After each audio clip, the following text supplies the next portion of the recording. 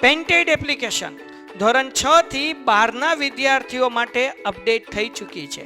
આ એપ્લિકેશનમાં શું છે? બધા જ વિષયના વિડીયોઝ છે. ગુજરાતની બેસ્ટ ફેકલ્ટી દ્વારા લાઈવ લેક્ચર્સ છે.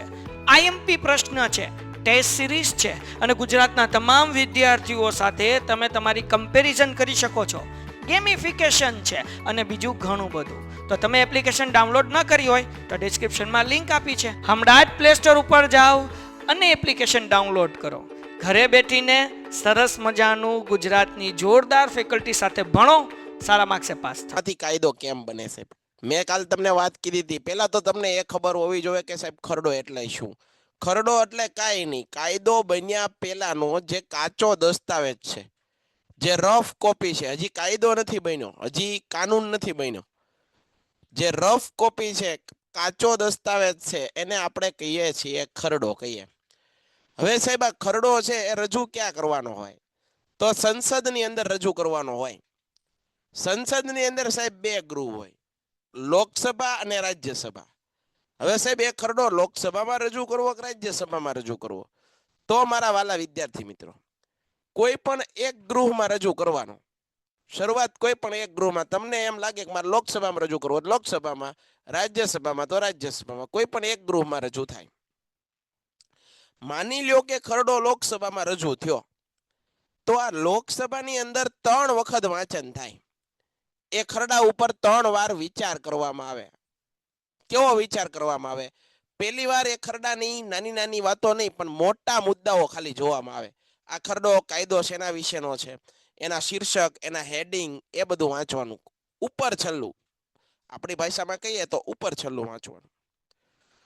જે બીજું વાંચન થાય, એ બીજું વાંચન છે એ નાના નાના મુદ્દાઓ, નાના નાના શબ્દોને પકડીને વાંચવાનું. એક એક શબ્દ બરોબર ડેપ્થમાં વાંચવાનો, કઈ ભૂલતો નથી ને એમ. આ બીજું વાંચન મોટું હોય, લાંબુ હોય. ત્રીજી વાર જ્યારે તમે વાંચો, થર્ડ રીડિંગ, ત્રીજી વાર તમે વાંચો છો, તો ત્યારે એ વાંચન છે એ ઔપચારિક હોય. કારણ કે જે કાંઈ પણ સુધારા વધારા મોટા ભાગના થયા હોય બીજા વાંચનમાં થઈ ગયા હોય. ત્રીજી વાર ખાલી નજર ફેરવવાની છે. આપણે કેમ પરીક્ષા વખતે નજર ફેરવીએ એમ નજર ફેરવવાની છે. તો આ 3 વાંચન થયા લોકસભામાં, સમજો તમે. હવે લોકસભામાં 3 વાંચન થયા. માની લ્યો કે લોકસભાને બહુ કામ છે અને ખરડા ઉપર વાદ વિવાદ કરવાની ચર્ચા નથી કરી શકતું, વાંચી નથી શકતું. તો એ માટે એક સમિતિ બનાવવામાં આવે, એનું નામ છે પ્રવર સમિતિ. બીજી વસ્તુ, હવે જો આ બધા જે તમે કહું છું કે 3 વાર વાંચી લીધું સાહેબ, 3 વાર વાંચીને પછી જો સહી કરાવવાનું કે, હવે કોની સહી કરાવવાની? લોકસભામાં રજૂ કર્યું હોય તો લોકસભાના અધ્યક્ષની સહી કરે. લોકસભાનો અધ્યક્ષ સહી કરે એટલે એ ખરડો પાછો ક્યાં જાય? તો કે ભાઈ લોકસભામાંથી ઠેકડો મારીને ક્યાં જાય? રાજ્યસભામાં. ક્યાં જાય? રાજ્યસભામાં. સાહેબ રાજ્યસભામાં કેટલી વાર વાંચન થાય? ન્યા પાછું 3 વખત. રાજ્યસભામાં કેટલી વાર વાંચન થાય? રાજ્યસભામાં 3 વાર વાંચન થાય.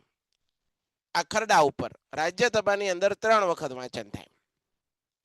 એમાં પણ સેમ પ્રોસેસ. પહેલી વાર છે એ મોટા મોટા મુદ્દાઓ જોવાના, બીજી વાર ઝીણવટપૂર્વક માહિતી જોવાની, ત્રીજી વાર ઉપર છેલ્લી માહિતી જોવાની. 3 વાર વાંચન થઈ ગયું પછી રાજ્યસભાના સભાપતિ સહી કરે. રાજ્યસભાના સભાપતિ સહી કરે એટલે સીધો રાષ્ટ્રપતિ આગળ જાય. રાષ્ટ્રપતિને એમ લાગે કે નહીં એકદમ જોરદાર ખરડો છે, આ કાયદો બનાવવા જેવો છે, તો રાષ્ટ્રપતિ સહી કરે. અને નો બનાવવા જેવો હોય તો રાષ્ટ્રપતિ એમ કે આને સુધારા માટે મોકલો.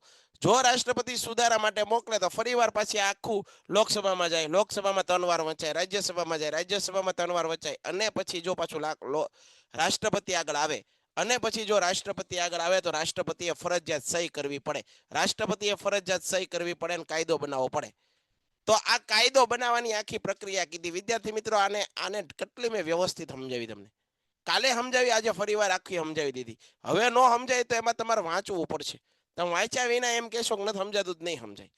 કારણ કે આવું તમે પહેલા ભણ્યા નથી એટલે તમને અઘરું લાગશે, થોડુંક કંટાળો આવશે. પરંતુ આ જાણવું એ આપણી બધાની ફરજ છે. બરાબર? આ વસ્તુ મેં વાત કરી લીધી. આગળ જોઈએ. ગૃહમાં તે મંજૂર ન થાય તો તેને પુનઃ પ્રથમ ગૃહમાં, હું કીધું બીજા ગૃહમાં ન મંજૂર થાય, લોકસભાના રજૂ કરી દીધો, બરાબર, લોકસભામાં એક સાઇન કરી દીધી, પછી રાજ્યસભા વાળા ન મંજૂર કરે તો પાછું પહેલા ગૃહને મોકલવામાં આવે. બીજા ગૃહમાં ખરડો 6 માસ સુધી પડતર રાખી મૂકે અને તેનો અસ્વીકાર થયો એમ મનાય.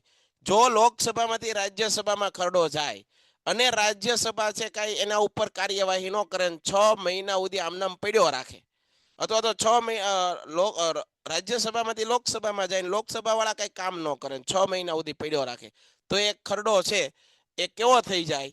અસ્વીકાર થયો કહેવાય. ખરડો છે એ નાબૂદ થઈ ગયો, કાયદો ન બને.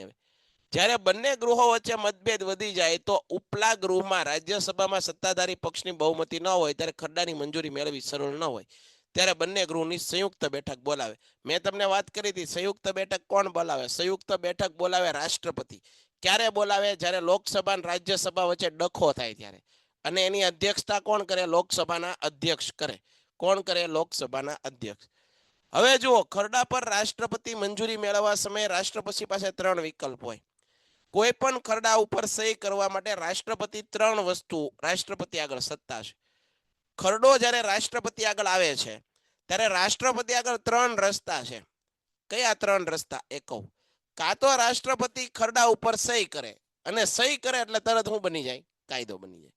કાં તો રાષ્ટ્રપતિ શું કરે? પુનઃ વિચાર માટે મોકલે. પુનઃ વિચાર માટે મોકલે એટલે રાષ્ટ્રપતિ બંધાયેલા નથી. ગમે ત્યારે એમ કહેશે હું પુનઃ વિચાર કરીશ, એટલે ગમે ત્યારે અનિશ્ચિત સમયગાળા સુધી એ ખરડો પડ્યો રાખે. એને રાષ્ટ્રપતિને એમ લાગે 10 વર્ષ પછી એને કાયદો બનાવો તો 10 વર્ષ પછી, 15 વર્ષ પછી કાયદો બનાવો તો 15 વર્ષ પછી. ટૂંકમાં બંધાયેલા છે એની, રાષ્ટ્રપતિને મન ફાવે ત્યારે બનાવીશું. અને જો રાષ્ટ્રપતિ સુધારો કરવા મોકલે, કોઈ ખરડા ઉપર સુધારો કરવા મોકલે, તો રાષ્ટ્રપતિને પાછું સુધારો કરીને પાછો આવે, અથવા સુધારો ન કરીને એમનામ પાછું સહી કરવા માટે આવે તો રાષ્ટ્રપતિ સહી કરવા બંધાયેલા છે. 3 રસ્તા કીધા. એક રસ્તો કયો કીધો? કાં તો ખરડા ઉપર સહી કરે, સહી કરે એટલે સીધો કાયદો. સહી જો રાષ્ટ્રપતિ કરી નાખે એટલે સીધે સીધો કાયદો બની જાય. બીજું વસ્તુ, ખરડા પર સુધારા વધારા કરવા માટે મોકલે, લોકસભામાં રાજ્યસભામાં. જો સુધારો કરે લોકસભા કે રાજ્યસભા, અથવા સુધારો ન કરે તો પણ રાષ્ટ્રપતિ સહી કરવી ફરજિયાત છે. બરાબર છે? તો એમાં રાષ્ટ્રપતિ બંધાયેલા. પણ પુનઃ વિચાર માટે અનિશ્ચિત સમયગાળા સુધી રાખી મૂકે. અનિશ્ચિત સમયગાળો એટલે શું? દાખલા તરીકે કોઈ ખરડો આવ્યો પણ રાષ્ટ્રપતિને એમ લાગે છે કે અત્યારે કઈ કાયદો બનાવવાની જરૂર છે નહીં, બરોબર છે, પછી ક્યારેક વિચારશું, તો રાષ્ટ્રપતિ એવું કે પુનઃ વિચાર માટે મોકલો છે.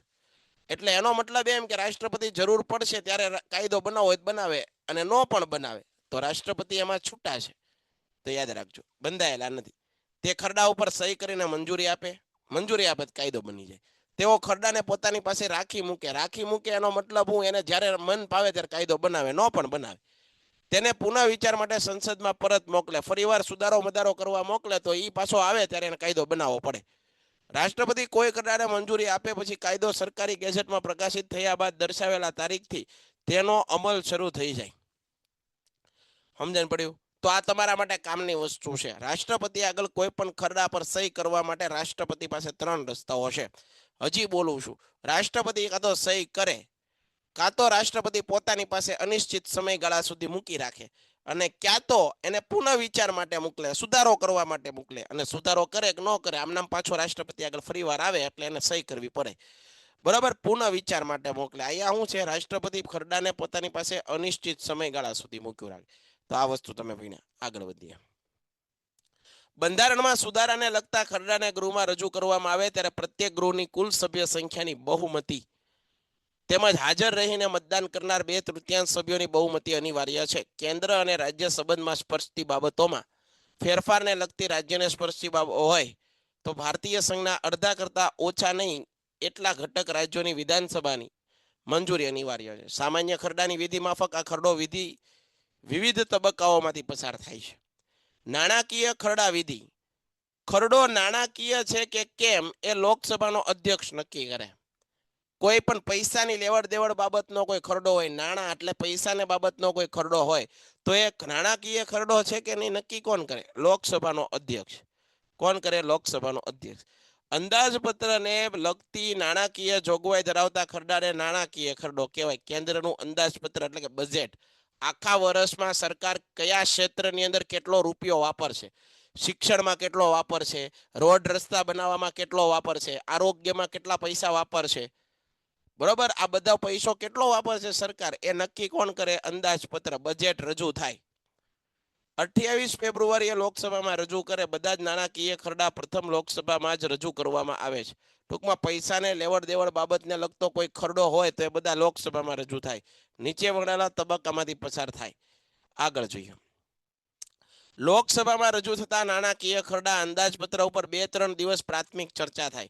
કોઈ પણ ખરડો છે, નાણાકીય ખરડો છે, એ નક્કી કરે લોકસભા. દરેક નાણાકીય બાબતોના ખરડા લોકસભામાં રજૂ થાય. હવે લોકસભામાં જો ખરડો રજૂ થાય તો એમાં 3 વખત જો લોકસભામાં રજૂ થતા નાણાકીય ખરડો એટલે અંદાજપત્ર બજેટ ઉપર 2 થી 3 દિવસ 2-3 દિવસ તો એના ઉપર શું થાય છે? ચર્ચા થાય છે. શું થાય છે? ચર્ચા થાય છે. અંદાજપત્રના ખર્ચની માગણી ઉપર ચર્ચા વિચારણા થાય છે. નાણામંત્રી તેની બધી વિગતો આંકડાકીય માહિતી સંસદમાં રજૂ કરે. જે તે વિભાગના મંત્રીઓ જેમ કે કૃષિ હોય, વિજ્ઞાન હોય, સંરક્ષણ, વેપાર વાણિજ્ય અને માનવ સંસાધન વિભાગ વગેરે પોતાના વિભાગની માંગણીઓ લોકસભા સમક્ષ ચર્ચા વિચારણા માટે મૂકે છે અને તેના પર મતદાનથી મંજૂરી પડે છે.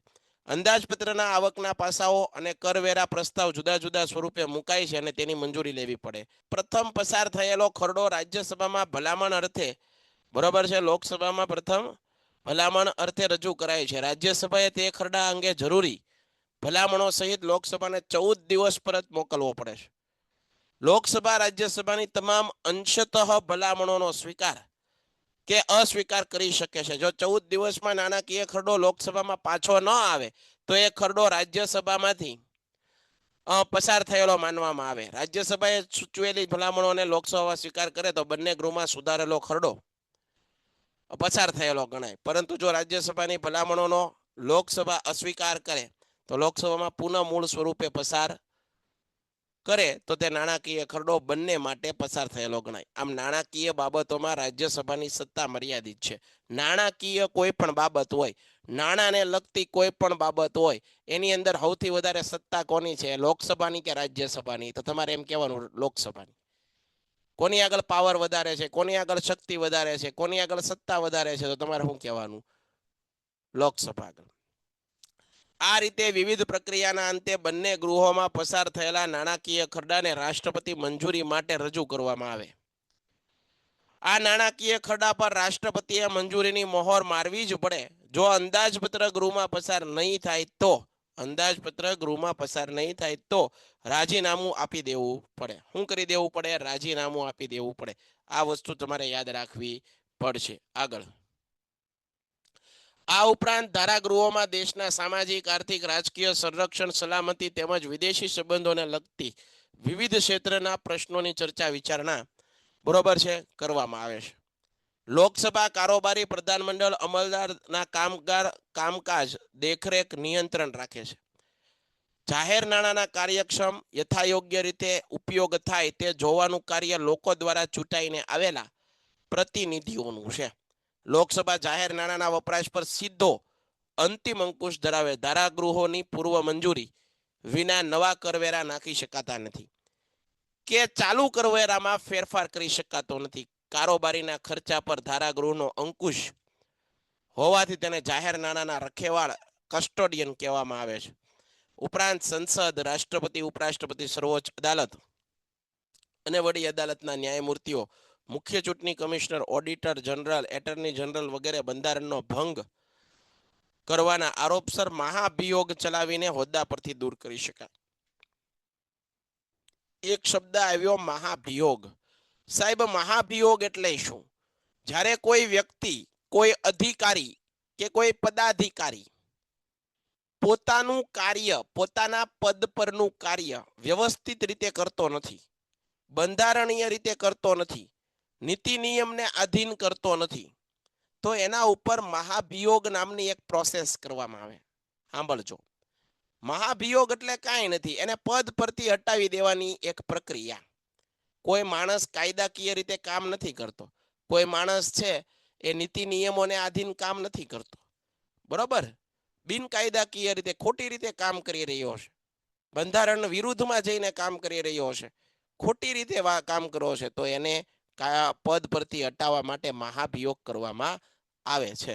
આ વસ્તુ યાદ રાખવી.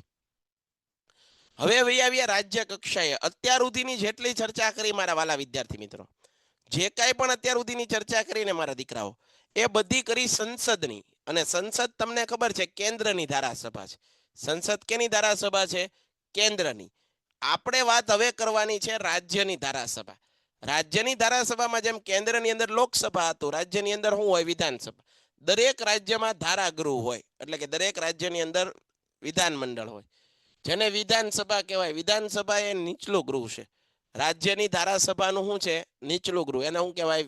વિધાનસભા કહેવાય. વિધાન પરિષદ, ધારાગૃહના બીજા ગૃહને વિધાન પરિષદ કહેવાય. બિહાર, મહારાષ્ટ્ર, કર્ણાટક, ઉત્તર પ્રદેશ, તમિલનાડુ જેવા રાજ્યોમાં બે ગૃહ છે. બે ગૃહ એટલે હું વિધાનસભા અને વિધાન પરિષદ. મોટા ભાગના બધા રાજ્યની અંદર વિધાનસભા તો છે જ તે, પણ વિધાન પરિષદ કેટલા રાજ્યમાં છે? અમુક અમુક રાજ્યમાં છે. જો બિહારમાં, મહારાષ્ટ્ર, કર્ણાટક, ઉત્તર પ્રદેશ, તમિલનાડુ જેવા રાજ્યમાં છે. ત્યાં ઉપલું ગૃહ વિધાન પરિષદ અને નીચલું ગૃહ વિધાનસભાના નામથી ઓળખવામાં આવે છે. ગુજરાતમાં વિધાન પરિષદ નથી. આપણા ગુજરાતની અંદર એક ગૃહી ધારાસભા છે. એનો મતલબ એમ કે આપણા ગુજરાતમાં ખાલી વિધાનસભા છે, વિધાન પરિષદ છે નહીં. આપણો ગાંધીનગર વિધાનસભા છે તો ખાલી વિધાનસભા છે વિધાનમંડળની અંદર, વિધાન પરિષદ છે નહીં. બરાબર? તો યાદ રાખજો. એટલે એક ગૃહી ધારાસભા થઈ. જુદા જુદા રાજ્યમાં વિધાનસભાના સભ્યોની સંખ્યામાં તફાવત જોવા મળે. બંધારણની જોગવાઈ મુજબ કોઈ પણ વિધાનસભામાં સભ્યોની સંખ્યા 60 થી ઓછી હોવી ન જોઈએ અને 500 થી વધારે ન હોવી જોઈએ. આપણે ગુજરાતમાં વિધાનમંડળ બેઠા છે તો આ સંખ્યા કેટલી હોવી જોઈએ નક્કી કર્યું છે બંધારણમાં. 60 કરતા ઓછા નહીં ને 500 કરતા વધારે નહીં. ફરીવાર 60 કરતા ઓછા નહીં, 500 કરતા વધારે હોવા જોઈએ એની વિધાન સભામાં અથવા વિધાનમંડળમાં. ગુજરાતમાં અત્યારે વિધાનસભાની બેઠકો કેટલી છે? 182 બેઠકો છે. યાદ રાખજો, પરીક્ષામાં પૂછાય. ગુજરાતમાં વિધાનસભાની બેઠક કેટલી?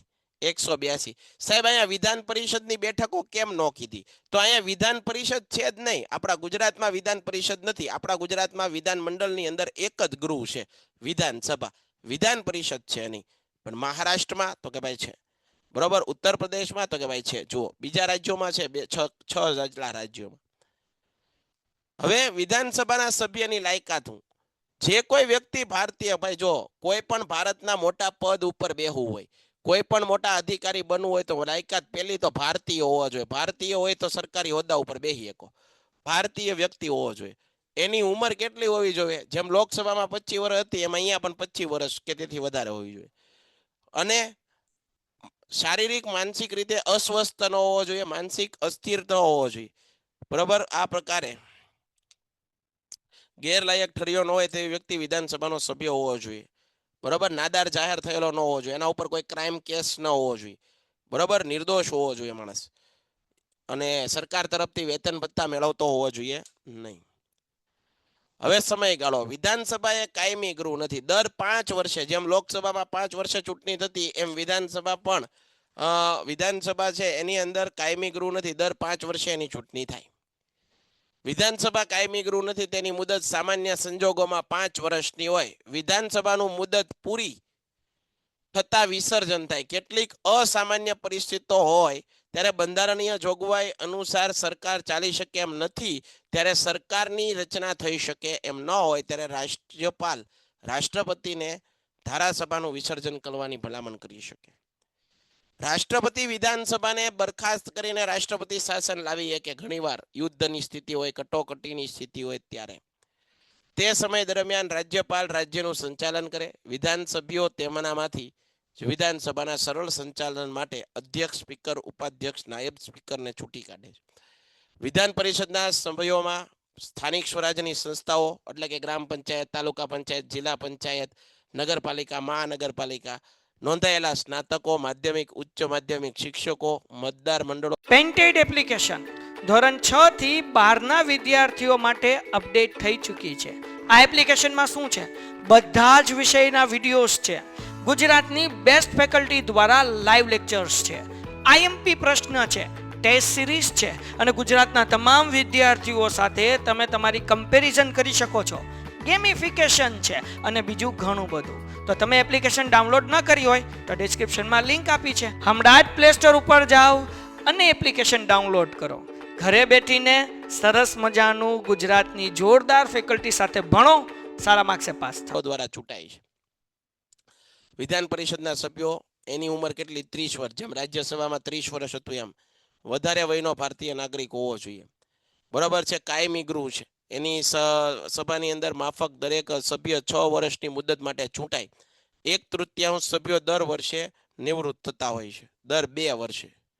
વિધાન પરિષદ રાખવી કે નહીં એ રાજ્ય નક્કી કરવાનું. આપણે ગુજરાતમાં વિધાનસભા રાખવી છે કે નહીં એ આપણું ગુજરાત રાજ્ય નક્કી કરે. લોકસભાની માફક વિધાનસભામાં વધારે સત્તા ધરાવે છે. તેમાં નાણાકીય તથા સામાન્ય ખરડાઓ રજૂ થઈ શકે. ખરડાઓ વિવિધ તબક્કાઓમાંથી પસાર થઈ અને તે રાજ્યપાલની મંજૂરી માટે મોકલી આપવામાં આવે છે. રાજ્યપાલની મંજૂરી મળતા તે ખરડો કાયદો બને છે. બરાબર છે, બોલો. રાજ્યસભાનું પદ ઊંચું કે લોકસભાનું? શું? રાજ્યસભાનું પદ ઊંચું કે લોકસભાનું? લોકસભાનું ઊંચું અને રાજ્યની અંદર વિધાનસભાનું ઊંચું. કહું તમને શું કરવા ઊંચું, એનું મહત્વ કેમ વધારે? કારણ કે લોકસભા હોય ને તો લોકસભાની ચૂંટણી આપણે બધા લોકો મત દઈએ. સાંભળો તમે. અને લોકો જેને મત દઈને મોકલે એ શક્તિશાળી હોય, કારણ કે લોકોએ ચૂંટ્યા છે. એવી રીતે વિધાનસભાના સભ્યોની પણ ચૂંટણી થાય તો વિધાનસભાના લોકોને પણ આપણે ચૂંટણીને મોકલીએ, મત આપીને મોકલીએ છીએ. એની નિમણૂક નથી થતી. તો એ સૌથી વધુ પ્રભાવશાળી અને નજર સામે રહેલું અંગ કારોબારી. કારોબારીનું કામ શું હોય? કાયદાનો અમલ કરાવો. લોકો કાયદા માને એ માટે માણસો રાખીએ એને આપણે કારોબારી કહીએ. સંઘીય કારોબારી એટલે દેશની કારોબારી. એમાં કેન્દ્ર સરકાર, રાજ્યની કારોબારીમાં વડાપ્રધાન, પ્રધાનમંડળ, રાષ્ટ્રપતિ, ઉપરાષ્ટ્રપતિ, કાયમી અમલદારો બનેલા વહીવટી તંત્રોનો વહીવટ કારોબારીમાં સમાવેશ થાય. રાજકીય અને વહીવટી કારોબારીના અધિકારીઓ, કર્મચારીઓ લોકોના સીધા સંપર્કમાં આવે, લોકોને કાયદા અંગેની જાણકારી આપે કે ભાઈ તમે કાયદો માનજો નકર મજા આવશે નહીં. તેમના કાર્યોથી લોકો પ્રભાવિત થાય છે. ધારાસભાએ ઘડેલા કાયદાને વ્યવહારમાં અમલીકૃત કરવાનું કાર્ય કારોબારીનું છે. ધારાસભા એટલે કે સંસદ અને વિધાનમંડળ કાયદો બનાવે, પણ લોકો અમલ કરે એ માટે માણસો કોણ રાખે? એને કારોબારી કહેવાય. સરકારે લોકોની આકાંક્ષા, અપેક્ષાઓ, લોકમતના આધારે ઘડેલી નીતિઓ, યોજનાઓ કે કાર્યક્રમોનો અમલ કરવાનું કાર્ય વહીવટી કારોબારી કરે છે. રાજકીય કારોબારી દર 5 વર્ષે, સાંભળજો, રાજકીય કારોબારી છે દર 5 વર્ષે મુદત પૂરી થતા કે સત્તા ત્યાગ કરતા બદલાય છે. જ્યારે વહીવટી કારોબારી એ કાયમી નિમણૂક પામેલા અમલદારોની બનેલી હોય, તે કાયમી છે. જોકે વહીવટી અમલદારોની નિવૃત્તિ વય દેશના જુદા જુદા રાજ્યોની અંદર જુદી જુદી હોય છે. જો સેવા દરમિયાન તેઓ ગંભીર ગેરરીતિ આચરે, બેદરકારી દાખવે, ફરજ પાલન ચૂકે તો ચોક્કસ તપાસ કાર્યવાહીના અંતે તેમને નોકરીમાંથી બરતરફ કે ફરજ મોકૂફી કરી શકાય. રાજકીય કારોબારીના સભ્ય કોઈ રાજકીય પક્ષના સભ્ય હોય તેઓ પક્ષ પ્રત્યેની વૈયક્તિક વફાદારી, લોકચાહના અને લોકમતના આધારે જે તે સમય માટે ચૂંટાઈ આવવું અને એમની મુખ્ય લાયકાત છે. જ્યારે વહીવટી કારોબારીમાં શૈક્ષણિક લાયકાત, ગુણવત્તા, અનુભવના આધારે તેમજ જાહેર સ્પર્ધાત્મક પરીક્ષામાં ઉત્તીર્ણ થવાની તેમની કાયમી નિમણૂક થાય છે. વહીવટી અધિકારીઓ સેવાને સંધિ સેવા તરીકે ઓળખવામાં આવે છે. કેન્દ્ર કક્ષાએ રાજ્ય કારોબારીમાં ભારતીય બંધારણના વડા રાષ્ટ્રપતિ, ઉપરાષ્ટ્રપતિ, વડાપ્રધાન અને તેમનું પ્રધાનમંડળ હોય. અને રાજ્યની કારોબારીમાં કોણ હોય? રાષ્ટ્રપતિની જગ્યાએ કોણ હોય? રાજ્યપાલ. ઉપરાષ્ટ્રપતિની જગ્યાએ કોણ હોય? તો કે ભાઈ મુખ્યમંત્રી હોય. વડાપ્રધાનની જગ્યાએ મુખ્યમંત્રી હોય. મુખ્યમંત્રી પછી એનું મંત્રીમંડળ હોય આપણા રાજ્યમાં. હવે રાષ્ટ્રપતિ વિશે આપણે ભણવું છે. ભારતના રાષ્ટ્રપતિ એ બંધારણના વડા છે. આપણા દેશના રાજા કોણ? તમને કોઈ કેમ પૂછે આપણા દેશના રાજા કોણ, તો આપણે કહેવાનું રાષ્ટ્રપતિ. બરોબર, દેશના રાજા કોણ? રાષ્ટ્રપતિ. તો રાજ્યના રાજા કોણ? તો કે રાજ્યપાલ. સંઘ સરકારની બધી સત્તાઓ બંધારણ રાષ્ટ્રપતિને આપવામાં આવેલી છે. આપણા દેશની અંદર કોઈ પણ મોટા નિર્ણયો, કોઈ પણ મોટા સંધિઓ કોના નામે થાય? રાષ્ટ્રપતિના નામે થાય. રાષ્ટ્રપતિની સહી વગર કોઈ પણ દેશ સાથે આપણે સંબંધો રાખી શકતા નથી, વ્યવહાર કરી શકતા નથી, કોઈ વ્યાપાર સંધિ કરી શકતા નથી. બધામાં કોની સહી જોવે? રાષ્ટ્રપતિની સહી જોવે. તો રાષ્ટ્રપતિ એ આપણા દેશનું મોટું પદ છે, ગરિમામય પદ છે. બરાબર, એનું માન સન્માન આપણે જાળવવું પડે. કેન્દ્ર સરકારનો બધો વહીવટ રાષ્ટ્રપતિના નામે જ થાય. આખી કેન્દ્ર સરકાર છે એ બધાયનો વહીવટ રાષ્ટ્રપતિના નામે થાય છે. તેઓ રાષ્ટ્રના વડા છે. ભારતીય પ્રજાસત્તાકના પ્રથમ નાગરિક. આપણા દેશના પ્રથમ નાગરિક કોણ? તો રાષ્ટ્રપતિ. રાજ્યના પ્રથમ નાગરિક કોણ? તો કોણ આવે? રાજ્યપાલ. જો અહીંયા લખી દઉં છું, સાંભળજો, આ બધું લખું ને કામનું છે. દેશના રાજા દેશના રાજા તરીકે કોને ઓળખવામાં આવે તો કે ભાઈ રાષ્ટ્રપતિ. રાજ્યના રાજા તરીકે કોને ઓળખવામાં આવે રાજ્યના રાજા તરીકે કોને ઓળખવામાં આવે તો કે ભાઈ એને એ રાજ્યના રાજા તરીકે કોને ઓળખવામાં આવે અહીંયા કોણ આવે દેશના રાજા રાષ્ટ્રપતિ. રાજ્યના રાજા કોણ છે રાજ્યપાલ. હાલો ડન. એના પછી આગળ જુઓ ભારતના પ્રથમ નાગરિક તરીકે કોને ઓળખવામાં આવે ભારતના પ્રથમ નાગરિક. બરાબર ભારતના પ્રથમ નાગરિક અને ગુજરાતના પ્રથમ નાગરિક.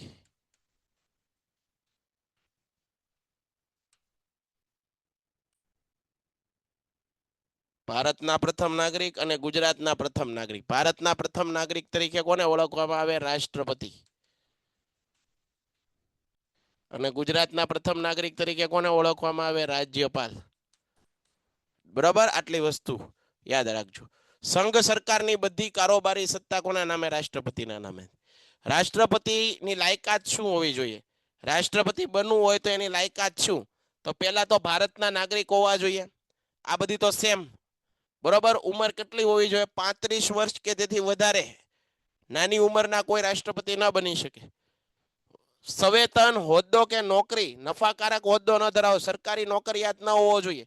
સરકારનો પગાર મેળવતો ન હોવો જોઈએ. બરાબર સંસદના રાજ્યની સભાના કોઈ પણ ગૃહનો સભ્ય ન હોવો જોઈએ. લોકસભા રાજ્યસભા કોઈનો સભ્ય ન હોવો જોઈએ. બરાબર છે રાષ્ટ્રપતિ. રાષ્ટ્રપતિની ચૂંટણી સંસદના બંને ગૃહના તેમજ રાજ્યોની વિધાનસભાના ચૂંટણીના સભ્યો બંને મતદાર મંડળો દ્વારા પરોક્ષ રીતે થાય. રાષ્ટ્રપતિની ચૂંટણીમાં આપણી જેવા લોકો સામાન્ય નાગરિક મત આપી નથી શકતા. તમે એમ કહેશો સાહેબ સામાન્ય નાગરિક મત નથી આપતા તો રાષ્ટ્રપતિને જીતાડે કોણ ચૂંટણી કોણ કરે તો આપણે જેને વિધાનસભામાં મોકલા છે આપણે જેને રાજ્યસભામાં મોકલા છે આપણે જેને વિધાન પરિષદમાં મોકલા છે લોકસભામાં મોકલા રાજ્યસભામાં મોકલા એ બધા ચૂંટાઈ ગયેલા સભ્યો આ રાષ્ટ્રપતિની ચૂંટણી કરે. એટલે પરોક્ષ ચૂંટણી થાય સીધી નહીં. લોકો આમાં સીધા ભાગ ન લે. આપણે રાષ્ટ્રપતિની ચૂંટણી મત દેવા જતા નથી. રાષ્ટ્રપતિ કેટલા વર્ષ સુધી દેશમાં રાષ્ટ્રપતિ રહી શકે 5 વર્ષ માટે. અમેરિકાની અંદર 4 વર્ષ માટે રાષ્ટ્રપતિ રહી શકે. આપણા ભારત દેશમાં 5 વર્ષ. તેઓ બીજી મુદત માટે ચૂંટણીમાં ઉભા રહી શકે. રાષ્ટ્રપતિ હોદ્દા પર ચાલુ હોય ત્યાં સુધી તેની સામે કોઈ પણ ફોજદારી મુકદમો ફોજદારી એટલે કોઈ ગુનો જાહેર થયો હોય તો એના ઉપર જેલમાં ન મોકલી શકાય. એના ઉપર એવી કાર્યવાહી ન કરાય. હા પદ પૂરું થાય પછી એના ઉપર કાર્યવાહી કરી શકાય.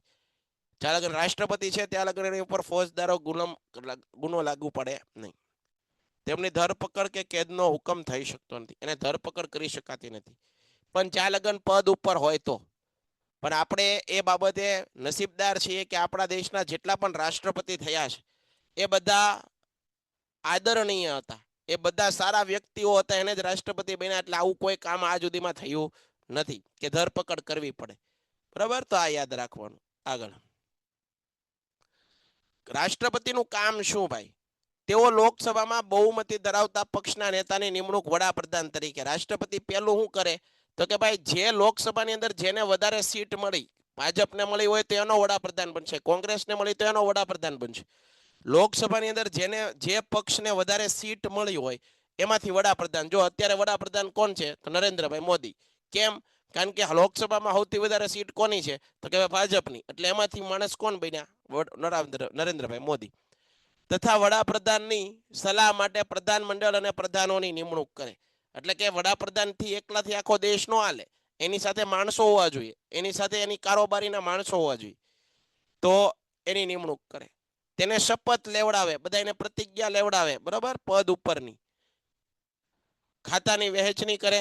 જ્યાં સુધી લોકસભાને ટેકો હોય ત્યાં સુધી રાષ્ટ્રપતિ પ્રધાનમંડળને બરતરફ ન કરી શકે. લોકસભામાં વધારે સીટો મળતી હોય ત્યાં લગન વડાપ્રધાન કે કોઈને હળી થાય નહીં. પણ જો લોકસભાની સીટો ઘટી ગઈ સામેવાળા પક્ષની સીટો વધી તો વિચાર કરવો પડે. બીજાને વડાપ્રધાન બનાવવો પડે. રાષ્ટ્રપતિ સંરક્ષણ દળોના વડા છે. આર્મી છે નેવી છે એરફોર્સ છે એ બધાના સુપ્રીમ કમાન્ડર એના વડા છે. પણ એના મુખ્ય વડાની નિમણૂક કોણ કરે રાષ્ટ્રપતિ કરે. યુદ્ધ બંધ કરવાનું કે કોઈની સાથે યુદ્ધ કરવાનું આ બધી સત્તા કોની આગળ? રાષ્ટ્રપતિની મંજૂરી વગર કાંઈ થાય નહીં. રાજ્યોના રાજ્યપાલ, સર્વોચ્ચ અદાલતના વરિષ્ઠ ન્યાયમૂર્તિઓની, એટર્ની જનરલ, ચૂંટણી પંચના મુખ્ય ચૂંટણી અધિકારીઓ, જાહેર સેવા આયોગના અધ્યક્ષ અને સભ્યોની તથા વિવિધ દેશોમાં ભારતના રાજદૂતોની નિમણૂક રાષ્ટ્રપતિ કરે છે. આમ કારોબારી અને વહીવટી વિષયક વિશાળ અને અધિકૃત સત્તાઓ રાષ્ટ્રપતિ હસ્તક ગણાય.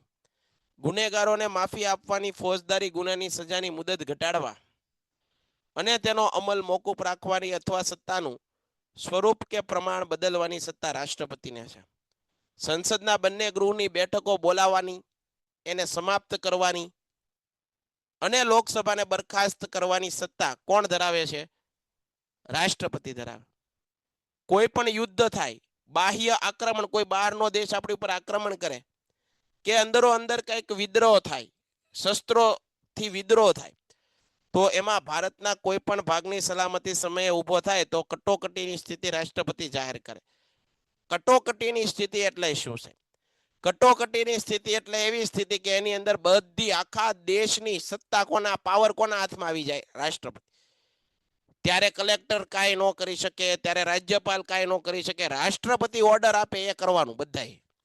જ્યારે કટોકટીની સ્થિતિ હોય ત્યારે રાષ્ટ્રપતિ જેમ કે એમ જ બોલો બોલો સર કલમવાર ચર્ચા એટલે કલમવાર ચર્ચા એટલે બેન આપણું બંધારણ છે ને, આપણો કાયદો છે ને, આપણો કાનૂન, એની અંદર 395 કલમ છે. જુઓ, તમારી ઉપર કોઈ પણ તમે પોલીસ સ્ટેશને જાવ ને તો કલમ કે તમારી ઉપર આ કલમ લાગે, તમારી ઉપર આ કલમ લાગે, એટલે કલમ એટલે અનુચ્છેદ, આર્ટિકલ. આપણા બંધારણની અંદર આવી 395 કલમો છે, કાયદો છે, બરોબર? એના ક્રમ આપેલા છે. અને સર રાષ્ટ્રપતિ આવે જે એમને 35 વર્ષથી ઉપરની ઉંમર જ શા માટે હોય? બેન, દેશને આખાને સંભાળવાનો છે. નાની ઉંમરના માણસને એટલી બધી સમજણ ન હોય. વરિષ્ઠ માણસ હોવો જોઈએ, પીઢ માણસ હોવો જોઈએ, રાજનીતિનો જાણકાર માણસ હોય, એને રાષ્ટ્રપતિ બનાવાય. આખા દેશની જવાબદારી છે, ગમે એને થોડું બેસાડી દેવાય. પેન્ટેડ એપ્લિકેશન ધોરણ 6 થી 12ના વિદ્યાર્થીઓ માટે અપડેટ થઈ ચૂકી છે. આ એપ્લિકેશનમાં શું છે? બધા જ વિષયના વિડીયોઝ છે. ગુજરાતની બેસ્ટ ફેકલ્ટી દ્વારા લાઈવ લેક્ચર્સ છે, આઈએમપી પ્રશ્ન છે, ટેસ્ટ સિરીઝ છે અને ગુજરાતના તમામ વિદ્યાર્થીઓ સાથે તમે તમારી કમ્પેરિઝન કરી શકો છો. ગેમિફિકેશન છે અને બીજું ઘણું બધું. તો તમે એપ્લિકેશન ડાઉનલોડ ન કરી હોય તો ડિસ્ક્રિપ્શનમાં લિંક આપી છે, હમણાં જ પ્લે સ્ટોર ઉપર જાઓ અને એપ્લિકેશન ડાઉનલોડ કરો. ઘરે બેઠીને સરસ મજાનું ગુજરાતની જોરદાર ફેકલ્ટી સાથે ભણો, સારા માર્ક્સે પાસ થાઓ.